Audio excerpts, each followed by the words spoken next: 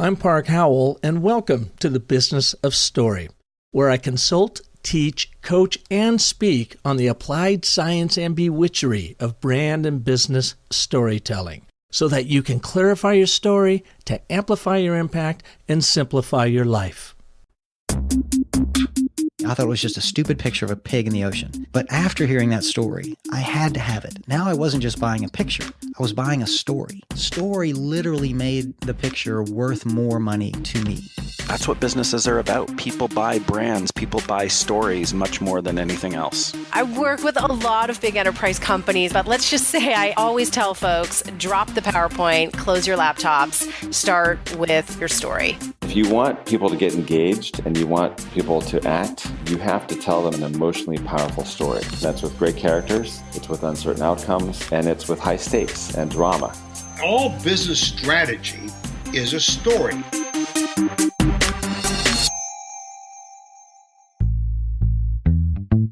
I just read this piece in Axio by Sarah Fisher titled Impatient, Distracted Consumers Upend the Media Landscape. Well, I'm wondering, are you like me and maybe most Americans when it comes to consuming content? As you have been bombarded with messaging, have you become pickier, more impatient, distracted, and demanding? Research shows that our media diets are changing dramatically. So fast, in fact, that most traditional industries can no longer keep up. Now, I've often said that brands used to own the influence of mass media, but technology has changed all that. Now the masses are the media, and the modern consumer has completely reshaped advertising, content creation, and consumption. According to this article, most media companies, ad agencies, and telecoms either didn't see it coming, saw it and ignored it, or just simply acted too late. At the heart of the on-demand economy is a user that wants choice. Now, I don't usually do this, but I'm going to throw a bunch of numbers at you, just to underscore this point. Today, there are roughly 500 scripted TV series. 500. Compare that to about 200 in 2010. That's an amazing amount of content. This is according to FX's annual Networks Research Report. And yet, with all of that content, nearly 2/3 or 62% of consumers agree that they often struggle to find something to watch. There are a glut of choices, so we do the easy thing. We don't choose unless the brand of story truly sticks out to us. Now, we are looking to technology companies to deliver our content through apps that we can access at any time on our phone, smart TV, or laptop. So that's totally changing consumption. This has made users so impatient and distracted, again, according to this article, that an estimated 178 million U.S. adults, or 70% of the total population, will regularly use another digital device while watching TV.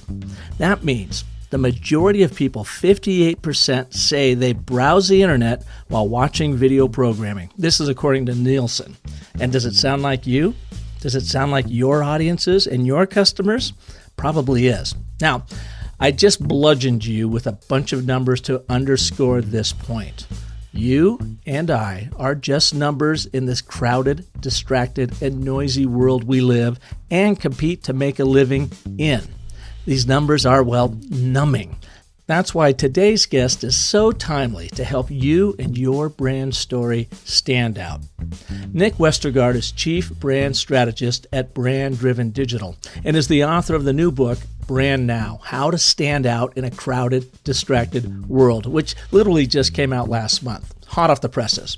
You can read an excerpt from his book in my May issue of the Business of Story online magazine. Just go to businessofstory.com and look for issue number 4, and you can get a glimpse into this great book. Well, today's show, we're going to focus on how you can use Nick's 7 Brand Now dynamics, including meaning, structure, story, and content, to build a standout company and a brand story that gets noticed. So, before you get too distracted on something else, let's get started right now with Nick Westergaard. Hey, Nick, welcome to the show. Thank you, Park. I am happy to be here. It is great to have you back. You were one of my first guests, almost 3 years ago when I first launched the business of story, and have been enjoying watching your travels and what you've been doing over at your website, Brand Driven Digital, and the great work you're doing there. Read through your book, Get Scrappy, and now you're back with a brand new book we're going to talk about today. Yes, we are. I am happy to chat a bit about my new book, Brand Now: How to Stand Out in a Crowded, Distracted World. Oh, that was perfect. Sounds like you've practiced that. You must be going on a book tour here pretty soon. I was going to say, they're words that have come out of my mouth every now and then. Well, you've been at this brand thing for quite a long time. So take us back to a moment in time, in your life that maybe seemed insignificant at the time, but in hindsight informs who you are today as a branding professional.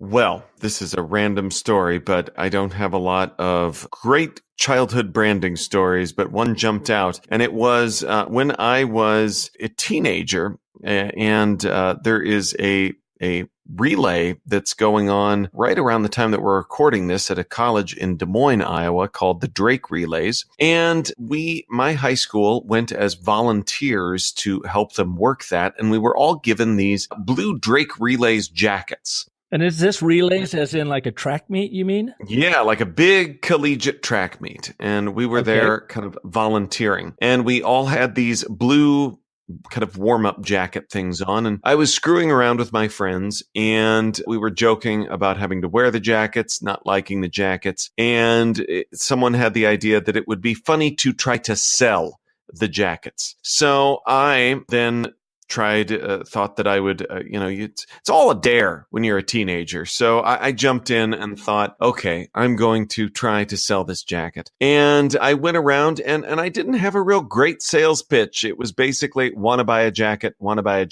And eventually there was a tall older gentleman who I said, want to buy a jacket to. And it turned out he was the head coach of Drake University's track team, and promptly had me removed from the stadium for trying to sell the official jackets. And this is a random story. It might make me sound like a little bit more of a hoodlum than those that know me, but I bring this back to branding. Well, it makes me think of what we're talking about here, both of brands and stories, because boy, I didn't have much of a brand, and I definitely didn't have a story that would have helped make that pitch, though. So, and know your customer persona, right? Oh, good Lord, yes, yeah. That was the that was the wrong audience to try to resell the jacket to. Know who you're selling to. So when you did get into the branding marketing world, give us a little bit of backstory on how you went about that and how you've grown your business today leading into your new book. Absolutely. Well, I spent the first part of my career. Actually, it's kind of I'll go back a little further. I studied psychology and theater arts in college, and not sure as I say that out loud, those are two very different things, but having ended up in marketing, I can say that it's a pretty good background, a pretty good training in terms of understanding the creative arts, but then also understanding the science of behavior and what gets people's attention, what appeals to people, what they respond to as well. But my wife and I had a young child right out of college, so I was looking for things to do, and of course, theater work, acting jobs are few and far between and don't always pay the young family's bills. And social services jobs, the same and are challenging in different ways. And there was one kind of odd duck job that was at an educational publishing company, and it was in the marketing department. But it was this small entrepreneurial place. And I thought, that looks interesting. That feels creative and fun. And that is what I ended up doing. And that is how I ended up in marketing and helped that company, which was shifting from being an educational or a direct marketing business, the publishing world thrived under direct marketing and catalogs and such, and really shifting a lot of that business into online, e-commerce, email, web stores. And from there, I went to another company in the education space called ACT. So if you live on the coast and take the SAT, everybody in the middle of the country to get into college takes one called the ACT. So I spent a couple of years in corporate marketing there and really learned that as much as I loved marketing, I didn't always love going to long meetings about marketing. So that was when I knew I wanted to try it out there on my own as an agency professional and with a very digital focus, as the name Brand Driven Digital implies. And that is what I've been up to for the past 11 years. Well, and you teach too still, don't you? I do, yes. I teach at the University of Iowa in their MBA program there. And I teach a variety of things from branding and marketing to writing, presenting, and communication. And now, in all that extra time of yours, you've come out with Brand Now, How to Stand Out in a Crowded, Distracted World. And I've got to ask. So on Tuesday, I had a call from a gentleman, an arranged call at 10 a.m. in the morning. And he says, Park, I've been in the advertising branding world for 30 years. So we're contemporaries, basically, and worked back in the day at Saatchi & Saatchi. And then 7 years I've been working in-house at a technology company, left there in December. And now I'm in transition, which, tells me he's looking for a job or some consulting work or whatever. And I could feel for the guy. But then he chimed in or chirped up, I should say. He said, and 20 years ago, I wrote one hell of a great branding book. And it was just wonderful. It was hard work. I wrote it, I put it out there, and it's been great, but I think it's probably fallen a little bit by the wayside since. And I was thinking about you and your book after that conversation, knowing that you were coming on the show. And I thought to myself, Nick, why do we need another branding book? What is different about yours that people can dive into and pull away and really, take some actionable tips and techniques away in today's crowded world? Well, and I'm also now paranoid about what a book called Brand Now will look like in 2030 or something. So well, that's true. But it's interesting, branding, because with as new and different as marketing is, with all of the new tools that we have, I think sometimes we miss the value that building a strong brand has. A lot of people have asked, where I started with the idea for this book, and it was actually back in Get Scrappy. I had this system for doing more with less with your marketing. And the very first step, and why the name of my business is Brand Driven Digital, is that I think you have to start with the brand. So that first chapter was about the brand behind your marketing megaphone. But because I had so much to say about branding, that chapter actually bloated up more than twice as long as the other chapters in the book. And it was one of these things is not like the other moments. I showed it to my friend Ann Handley at Marketing Profs, and she said, your draft is good. You have a lot of stuff about branding up there at the beginning, which was kind of a very polite way of pointing that out. And so what I did was I set that chapter aside and recast that first chapter as sort of a scrappy brand blueprint. But that was also one of those moments where I realized that I think that there is more I want to do with branding. And with that, and also combined with the fact that the professor at the University of Iowa here, who usually teaches branding, is going on sabbatical for a year, I had the unique opportunity to take over some of his courses, and combining my thoughts with branding with kind of a longer academic structure, it kind of helped me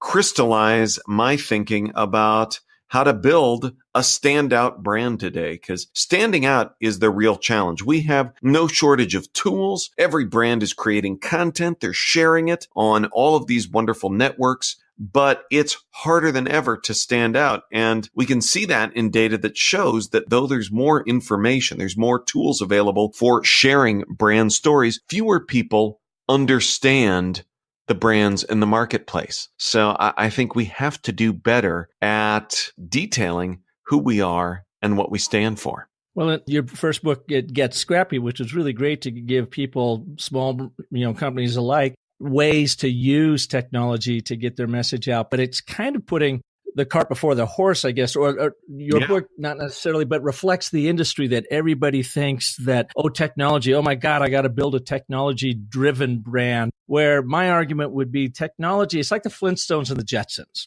Technology or get scrappy, the Jetsons, how to use these wonderful channels to reach out and speed around the universe with your story. But if you don't have your story in place, these channels don't matter. They don't work. In fact, they can even turn against you. So start with the Flintstone mentality of let's get our story down first and really understand and appreciate what that is. Then tap into technology or non-technology, inbound, outbound marketing, connecting with your audiences, including your employees, your vendors, before your customers, making sure that it's all working. So that's what it sounds like Brand Now is now about, is really getting that, lack of a better term, brand narrative in place so that your technical challenges or channels will actually work for you. I couldn't agree more. And actually, it's funny you say it that way. And I would say that absolutely cart before the horse. And that made me realize I think I might have written a prequel to to Get Scrappy. Oh my God, you and George Lucas. Yeah, absolutely. I'm hoping for better critical acclaim than the Star Wars prequels as the science fiction nerd that I am. But it's interesting because I would agree. And a lot of times I do workshops based on these two things, and sometimes they're combined. And I always push back a bit when someone wants the scrappy talk that feels exciting for them. They want that first, sequentially, before the branding talk. Because to me, we have to do this first. And then once we have that strong story in place, we can share that, which is where getting scrappy comes in handy. And before we dive into your 7 brand now dynamics, which I love how you've categorized those, let me ask you my final question. Has branding changed between your book now and that book that gentleman told me he wrote 20 years ago? Fundamentally, have we changed how we go about developing our brand story? I've got to think about this because the book is titled Brand Now, and I do think it speaks to this moment, but I think some of the bigger ideas are, trite as it sounds, timeless, because you look at the brands that stood out in previous generations and they meant something. They did a lot of what I talk about in the book with the 7 dynamics for building a standout brand. Now, the tools that we use to do that have changed, and the audience has changed as well. That's kind of what the subtitle suggests, is that we are overwhelmed. And I think we all see the numbers on those countless, I can't even find the best number to cite. It's usually in the at least 1,000 brand messages that we encounter each day, through the little media company logo bugs in the corner of the television, to trucks going by, to online ads, to the Facebook feed. We're seeing brands everywhere. So standing out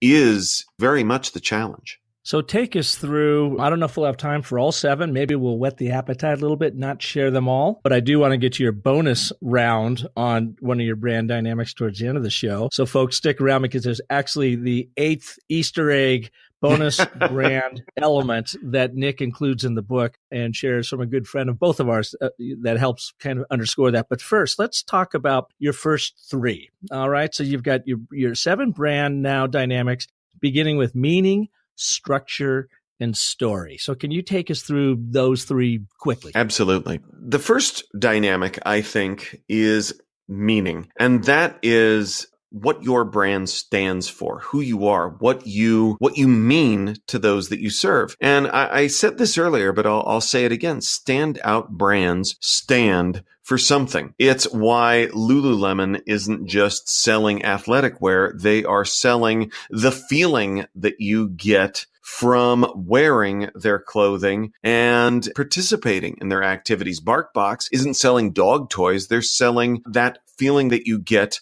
from being able to give a gift to your favorite 4-legged friend. A Mini is so much more than a choice of car. It says so much about the person driving that car as it's coming towards you down the street. That is a key part of their identity as well. So in thinking about the meaning that your brand has, it is important, back to the Drake Relay story, to think about your audience to make sure that you are finding ways to appeal to both their head and their heart, that it's not just about what industry bucket your brand sits in. We're a heating and cooling company. We are a B2B software company. Go beyond that. Think about what business category you're really in. A great example of this is Zappos. The name comes from literally the Spanish word for shoes, zapatos, but Zappos is so much more than a shoe company. They are about providing exceptional, standout service. There's all kinds of companies. Delivering happiness, I think, is what their call to action is. Absolutely, absolutely. And that was the title of Tony Hsieh's book as well. And Zappos is actually a good segue into the second dynamic, which is structure. And that is, folks that read Get Scrappy know that I have a thing about checklists, in that sometimes they can get a little arbitrary and they can feel like things that we do a little bit mindlessly and not for any particular good reason. And I think brand touch points can be vast, can be hard to get your arms around. And what I advocate for in talking about structure is looking at what's most important for your brand as well. Instead of trying to do all of the touch points, look at which ones you can really amplify to stand out further. For example, Zappos is all about service. So what touch points mean the most in that service relationship? That's why their TV ads, they really don't have any, but it's why their customer service emails are amazing. It's why their phone service is legendary. You hear people that have been on the phone for hours talking with customer service. So looking at those touch points, looking at brands like Tesla that are standing out in the automotive space because they are turning down, I think of it as like a dimmer switch. Instead of a checklist, you think about a dimmer switch, those rheostats on the wall that you can turn some up and turn some down. And you look at Tesla and they have some, like traditional TV ads, turned all the way down, having a dealer network, a dealership in every city. They have that turned down, but they have these service centers that are in select cities, and they really control that experience. They don't have a marketing budget per se, but they have Elon Musk's Twitter feed. So there's all sorts of ways that you can structure brands differently to stand out. Okay, so let me jump in here real quick before you go into the story, because I want to keep sort of unpacking your story as a brand anthropologist here. So you told us your first moment in time about the blue jacket. Love it. Then you tell us just before this that you're a checklist guy, which means, is it too bold to say that you're fairly anal or that you like checklists just to get things done? I mean, are you like an over-the-top checklist type guy when you're building structure around a brand? Well, actually, here's a good example, because this could sound counterintuitive. I am a checklist person. I'm also anti-checklist, because it's got to be the right checklist. And I'm looking at my own checklist on a sticky note in front of me for what I need to do with the rest of the day. Compare that to my email inbox, which I think for many of us can end up being our to-do list of I've got to do what everybody's sending at me. But those are other people's priorities instead of ones that have been through my filter that I know are what I need to do. So that's my checklist that I've put together. Makes more sense than just going by whatever arbitrarily pops up in the email inbox. So I think the same is true with our branding and marketing checklist. That's not to say that checklists are bad. I think they help us organize the work around us, but we can't just do things randomly. Otherwise, we're simply working someone else's list instead of working our own. So do you recall a moment in your life, a moment in time that this became a real aha moment for you? That this idea of checklists and being organized to get your work done, to excel at what you do? Well, this is interesting because I would say, as someone that has clients, that runs a small business, teaches at the university, has 5 kids, and writes and speaks, checklists are kind of a necessity, but the good kind too, because I have to focus on what actually needs to get done instead of just looking at everything at once. So I think lists are absolutely critical. I'm sorry. What I was driving for is just if there was ever that aha moment. I remember one time when you were talking about checklists, it recalled a story from my past where my dad ran a heavy construction company called Constructors Pamco, and they built dams and bridges and tunnels and that sort of thing. Also had 7 kids in 9 years. So there were Howells crawling all over the place. And he always had time to take us camping and hunting and fishing and traveling in the town and country with 9 of us packed in there in our gear, and away we went. And I remember asking him when I was in college and I was particularly busy, and it occurred to me, how did he get all of this done? So I asked him one day, Dad, how'd you do it? And he just said, organization, being organized and having checklists. And he said, there is no reason why anybody needs to work more than between 8 or 9 o'clock in the morning till 5 or 6 at night, 5 days a week. If you're working more than that, you're simply unorganized. And I thought that really, really rang true to me. So when you mentioned checklists, I was just curious if you had one of those moments in your life. And the reason why I bring this up is that in Brand Now, in building a brand story, it's all about the moments that really help us create the authentic brand of who we are and how we share it with the world, and then how you create those moments in your customers' lives that they share in it too. In your book, you talked to, I love your illustrations, by the way, and apparently you did those. You had some fun doing your own illustrations. You said you were inspired by Kurt Vonnegut. And his book, Slaughterhouse-Five, I loved. And in it, he has a quote. This is all going to come full circle, so hang with me here, Nick. His quote, which I was kind of seeing sort of play out in your book, Brand Now, is here we are trapped in the amber of the moment. I love that, the amber of the moment, that we just simply don't forget those moments. Yet brands, both personal brands or big organizational brands, are often looking for these large, epic, overarching stories to create and live into, pound their chest and say, look at us. When in actuality, it always comes back to the moments or the scenes in our lives that seem sometimes insignificant in the moment, but in hindsight shape who we are today. So that's why I keep digging, to find the moments in your lives to shape who you are as this outstanding brand marketer today, and even how it shapes some of the thinking that has gone into Brand Now. Well, I love that point, too, about all of the tiny moments adding up, going together in concert. And one moment that stands out to me, as host of my own podcast, On Brand, I talk with brand builders and working brand side and agency professionals, authors, thought leaders, and I hear some really interesting thoughts. And one of my favorites that I mention in the book is from Drew McClellan, who runs an agency himself, but has a company called the Agency Management Institute that's all about best practices for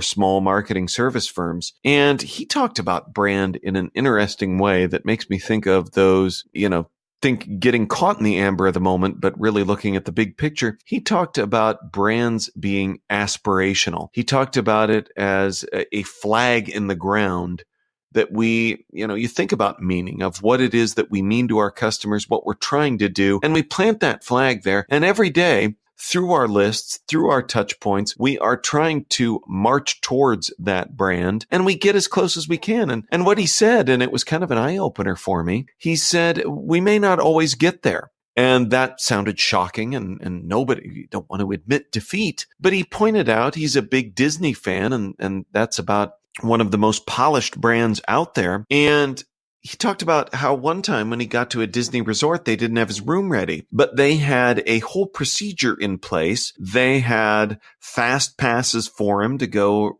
ride some rides, do things quick. And then when he got to his room, they had a customized chocolate piece there for him about that, apologizing. And I think that it's great because even a company like Disney recognizes that we're going to try to get as close to that flag as we can of providing these magical experiences day in and day out. But there's going to be days when we don't make it there, and we need to know what that looks like too. Well, and they create a magical experience in their own right. So they don't look at it as a bummer. They actually look at it as an opportunity to create yet another story inside their brand story. Yeah.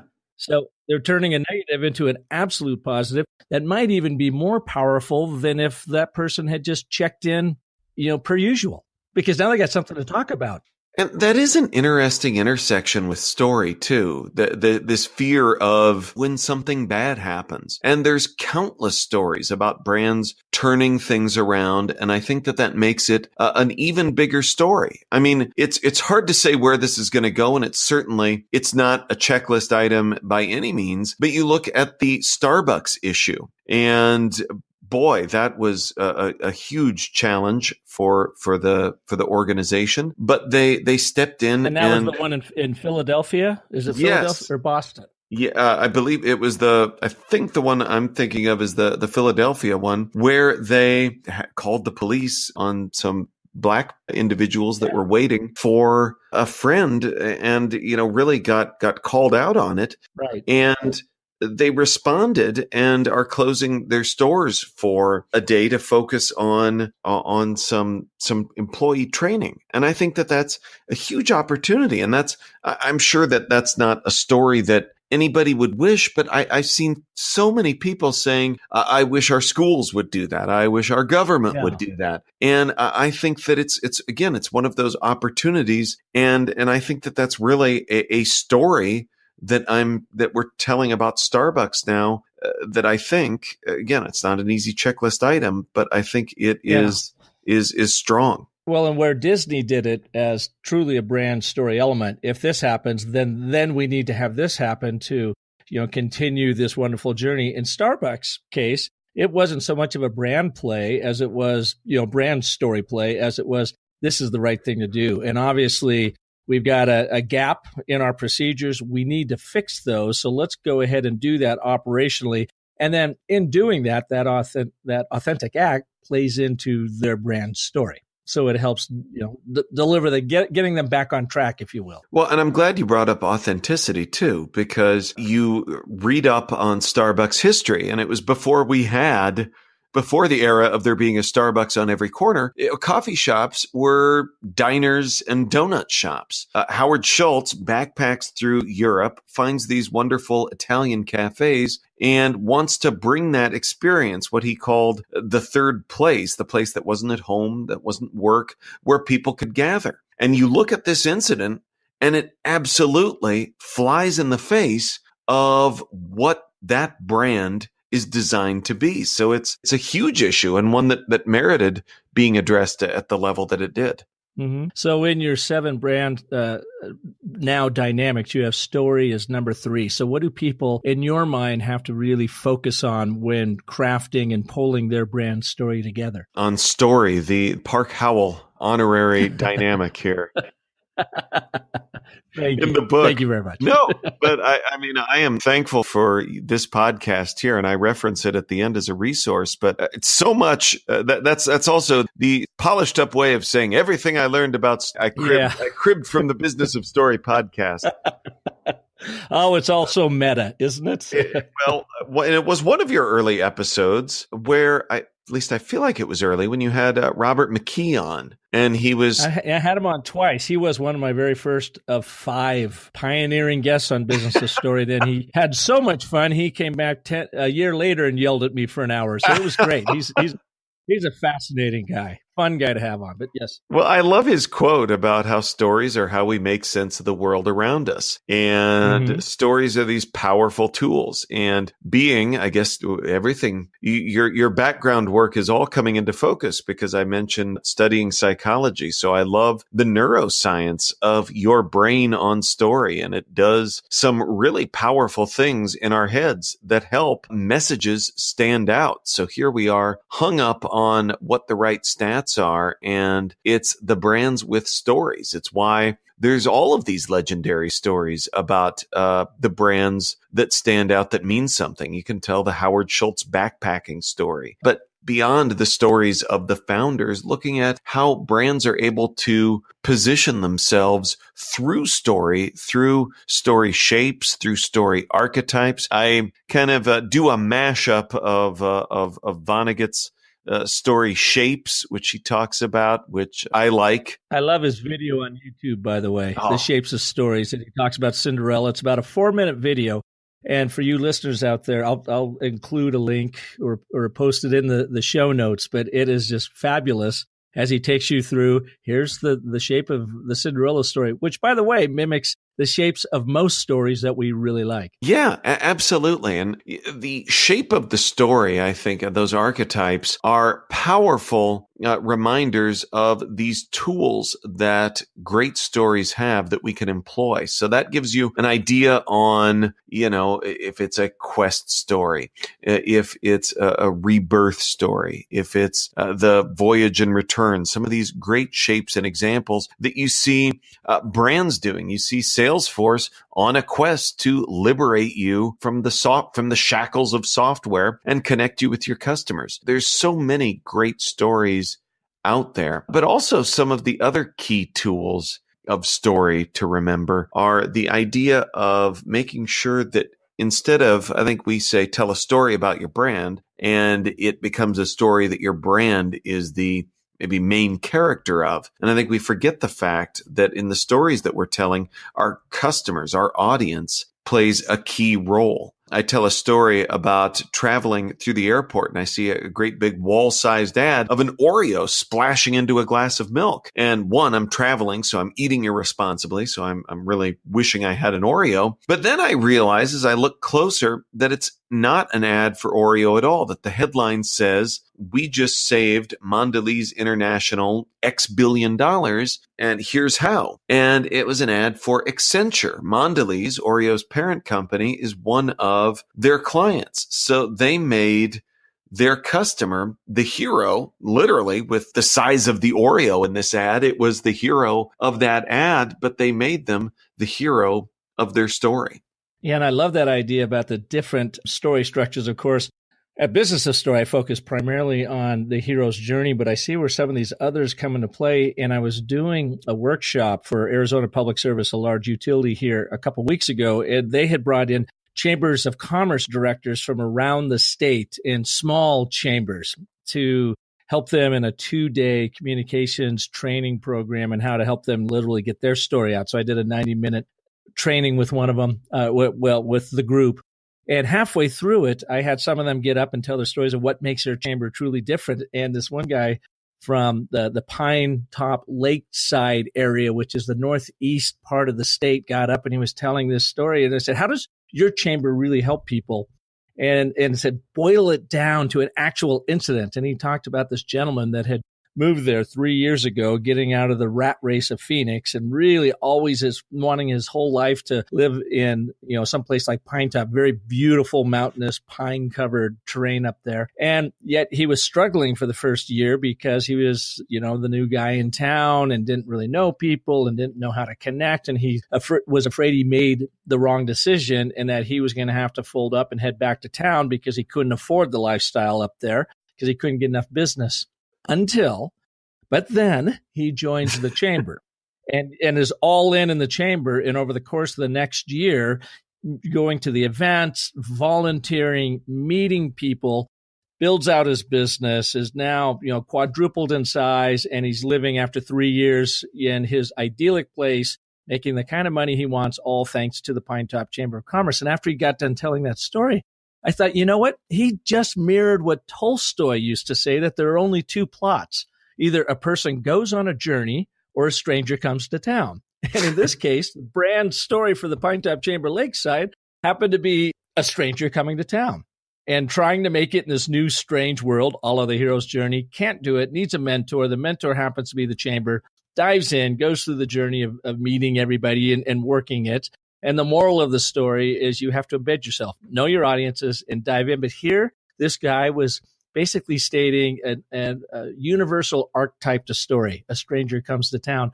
So was another example of just how these story frameworks can be used when used intentionally to truly understand, first and foremost, your brand, communicate that to your employees, making sure that they are living into and prospering from an authentic story, and then ultimately reaching out to your customers. In your book, you have kind of these 3 concentric circles that talks about the audiences. Can you talk about that a little bit, Nick? Well, the the fifth dynamic that I talk about is community. And those are the people connected with your brand. And I think too often we focus on people that are very disconnected from where we are today. This kind of mythical prospect that if we play our cards right, might interact with us one day. And that's fine to think about those individuals, but just like organizing the list the right way, you have to prioritize too. So I always say that you need to start and brand from the inside out. And if you think about concentric circles, that center circle should be your people, your employees, who have the potential to be some of your best brand ambassadors, but often aren't empowered to do so. So how can you take the step of kind of fleshing out some of those other brand dynamics so that who you are, what you stand for, what your story is, makes sense internally? How you can share that. Zappos, who we've talked about a couple times, has a culture book, a big hardbound book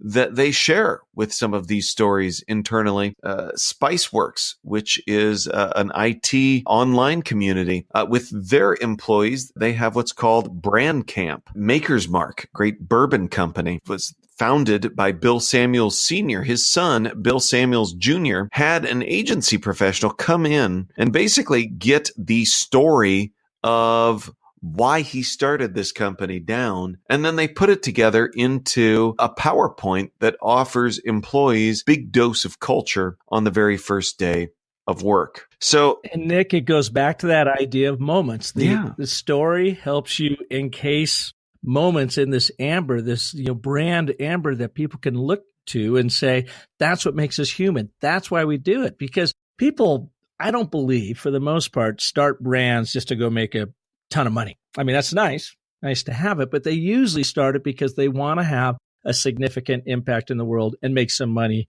while they do it.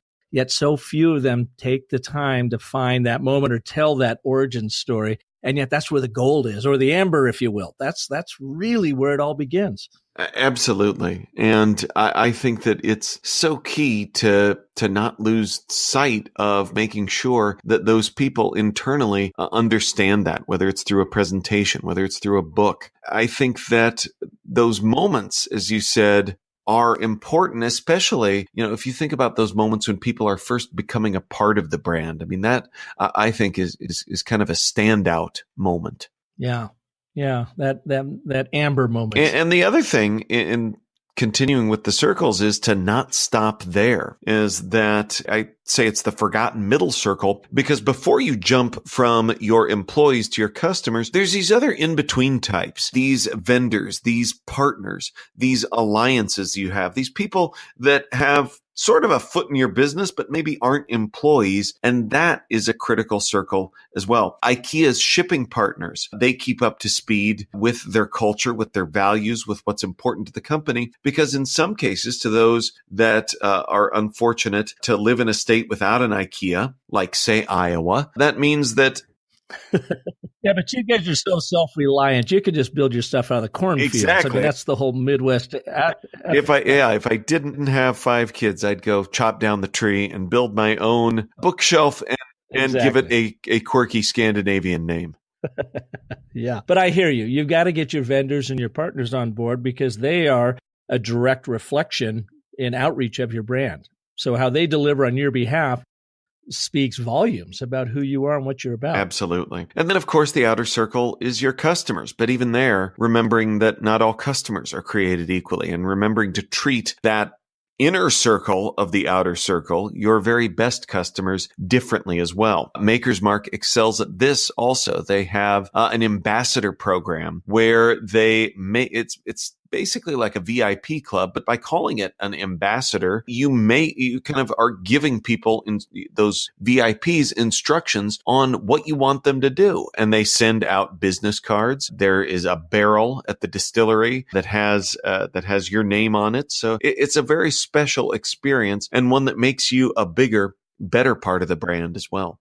So we've covered 5. We've meaning, structure, story, and community. We're going to keep the other 3 under wraps because, folks, you really need to go buy his book. It's a terrific book. It helps you better understand of how to create a brand now in this crazy world of, over communication, the cacophony of communication that we're always coming up against. But what I do want to reveal on the show, as I promised at the top of the show, is that, Nick, take us to your hidden 8th brand story dynamic. Yes. Well, that is humor. And I think one of the best ways of standing out is humor. And just like story does amazing things to your brain, humor, making someone laugh, builds a special level of connection. That's why you think about stories and stories that you remember. And I bet if you do a quick tally of the stories that you love to tell, many of them are humorous stories. And sometimes there's a stigma of being funny. And I think, we think about the work of a traditional stand-up comedian, and that is daunting. But if you look at some of the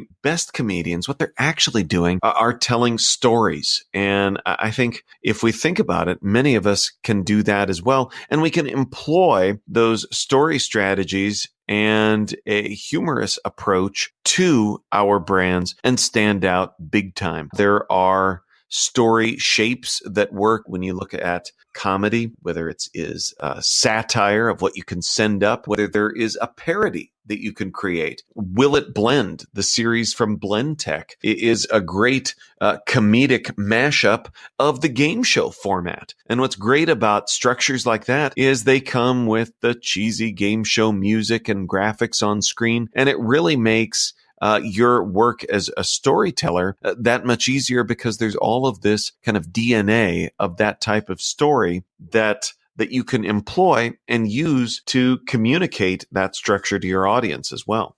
When I was driving in this morning, I turned on NPR, which I often listen to on the way in, and I was halfway through an episode. They were talking to Mel Brooks, famous comedian, writer, producer, and the creator of the movie and then the amazing musical called The Producers, which the whole take on it was these 2 guys are going to create this musical about Hitler in celebration of Hitler, knowing assuredly that it was going to flop, and then they would make a fortune. They were scam artists, and of course it doesn't flop, and they get thrown in jail. But a very, very funny movie and just a brilliant musical that he wrote himself. And I thought he made a really good point on there when somebody had asked him, "Why are you doing this? Aren't you afraid of taking on this subject?" And his point was, look, you cannot argue with a guy like Hitler on a podium because he was such a great storyteller in his own right that he will beat you every time.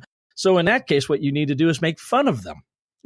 And that's what he did with these movies and, with Blazing Saddles and a number of his Young Frankenstein. He went on to pick on and make fun of, social constructs of races and the elderly and their infirmities. I'm not even saying that right. Their sicknesses. But he said to do it in a respectful, humorous way to be able to also deliver your message. And I thought that was a really smart way, an interesting way, a difficult way, but definitely a powerful way for a brand to go about it is run at the challenge that's in front of you and find the humor in it and elevate that humor. You mentioned Tim Washer in your book, who's a brilliant comedian, corporate comedian. In fact, he and I connected over at Social Media Marketing World this year, and I had him on the show here on show number 135. If you all would like, after reading Nick's book, hear how Tim approaches this. But I think your advice, both in your book and from him, is that same sort of thing, is when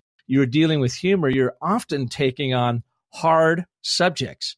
So instead of running away from that hard subject, embrace them, run towards them, and then find the irony in them, the human connection in them, and respectfully have fun with it to make your point. Absolutely. And I love Tim, and he's a great example, not only for his comedic background, but I think the contrast with the business that he's in today, working for Cisco. And you look at kind of running towards some of that they are selling, great, big, expensive servers to a B2B audience. And in thinking about kind of like the challenge of the Hitler question, that comes back down to the comedic principle of juxtaposition. So having this big, complex new server, how do you make that sexy? That's the last thing there's nothing romantic about a server. So what do? They see that it's available around February, and they produce a Valentine's ad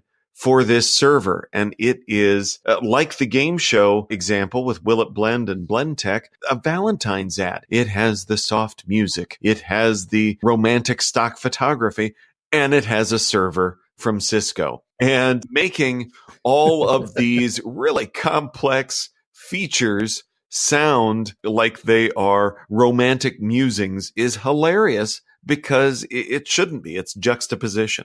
Yeah, fun stuff. So your book wraps up with a whole toolbox of things that people can do to get their brand story right now. Give us 2 or 3 insights into those, of what people could start doing right now after listening to this show to get their brand story together. And then tell us, too, where can they go and learn more about you and your book? Well, thank you. And I would say, being an educator, being a consultant, I try to make my books as tactical and practical as possible. Each of those dynamics chapters ends with a series of building blocks prompts that asks you some of those questions. For example, in talking about brand voice, that could be a challenging aspect for some. So one tool that I offer there is think about your business's about page, and if you could cast any actor in the world to read that, who would it be? So then you have that answer. Then you can extract from there, what are some of the key attributes of that actor? And those attributes are probably pretty close to what your brand voice should be. But that toolbox section at the end is kind of split between some different tools like humor, a bonus dynamic, but then I have several that are kind of breakout chapters for different types of brands, B2B brands, small business brands. And then I look at some key inflection points in the life of a brand, naming a brand, and of course, crisis as it comes up, as it came up for Starbucks as well. And there's also some diagrams and checklists as well to work through some of these different items, and resources for follow-up materials like the Business of Story podcast. And you can find all of that at nickwestergaard.com, where I've also got links to basically anywhere books are sold, as the old TV tagline would go. Nick Westergaard, and it's Westergaard. You get the bonus A in there, correct? You do, and you get an extra A for the price of one A. That's awesome. Well, Nick, thank you so much for being here, returning back on making a command performance, if you will, on the Business of Story. It's great catching up, and congratulations on your new book. Thank you, Park. And next time you're out in Phoenix, you got to swing by and say hello. I think I owe you a beer about this time. That sounds great. I will take you up on that. I need to find a way to make the Brand Now tour swing that direction. There you go. All right. Well, thanks for being here, and thank you all for listening to this edition of the Business of Story. If you liked what you heard, and I'm sure you did, please share it with someone you know that could benefit too from Nick's wisdom, and who could really help clarify their story to amplify their impact and ultimately simplify their lives. Love to have you. And until next week, when we will have yet another amazing story artist on, remember, you can visit me at businessofstory.com for all kinds of tools, techniques. Oh, and I almost forgot. Well, I did forget until right now.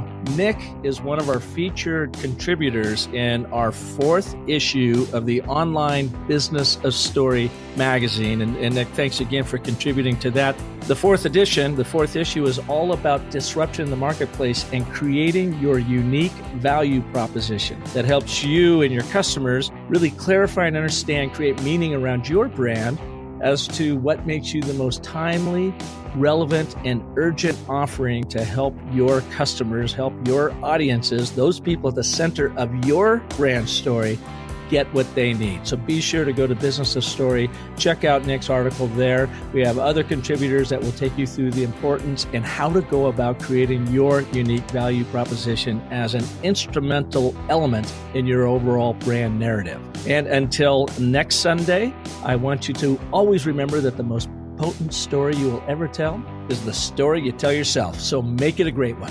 Thanks for listening.